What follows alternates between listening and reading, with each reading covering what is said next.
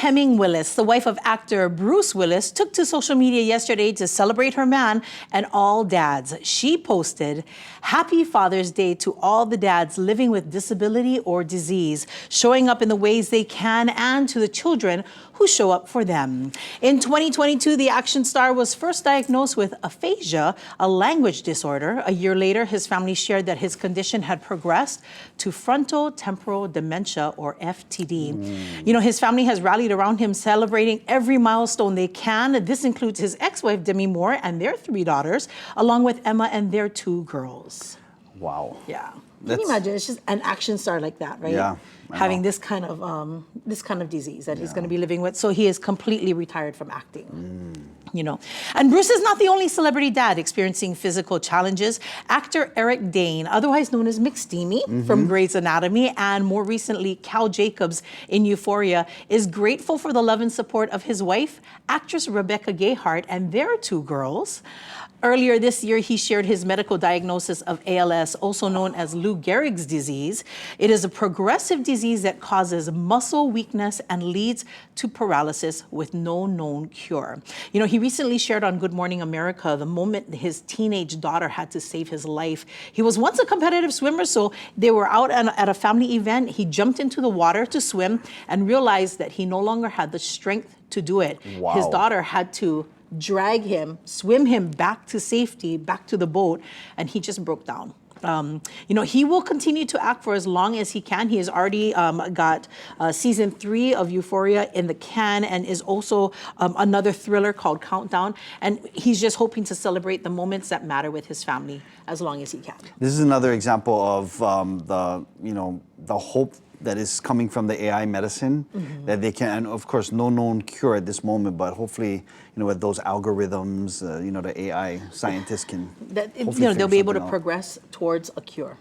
For these, not just these celebrities, but for people all around the world. Absolutely. And, you know, talk about the moments that matter. Singer Vanessa Hernandez, known to her fans as Neza, took matters into her own hands this past Saturday at Dodger Stadium. She was invited to sing the US National Anthem before the Dodgers-Giants baseball game, but she did it a little bit different. Now, in her defense, she told them that she wanted to do it in Spanish.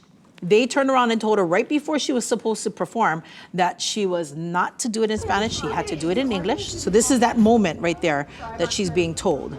So the Latin singer still chose to perform the song in Spanish. It was her way of protesting the current immigration and ICE raids that were happening in the city, saying, quote, "Para mi gente," for my people. The rendition she performed is really the official one. It was commissioned in 1945 by then U.S. President Franklin D. Roosevelt's administration and penned by Peruvian-American composer Mrs. Clotilde Arias. Her performance was certainly met with mixed reviews. I can imagine.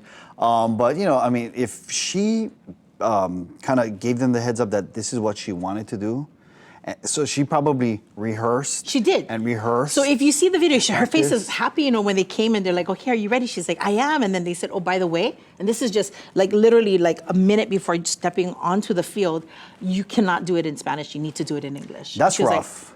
Like, what? They should have said that to her the moment she, you know, said, "This is my desire. I wanted to sing it in Spanish."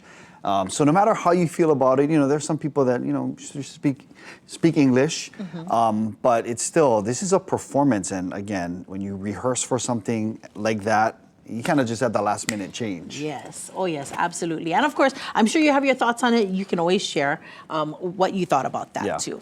By the way, who won? What? Who won what? The game. Oh, I don't know. Nah, just kidding. It was the Dodgers. The Dodgers took it 11-5 over the Giants. Shohei Ohtani had 3 hits and scored 2 runs. Nice. All right, coming up, we've got details on a chicken and pigeon show this weekend. I can see that in my backyard when I go home. What? No, but the Eva Bird Show comes with a craft fair and food trucks. We got details in Shakas and shout-outs coming up next.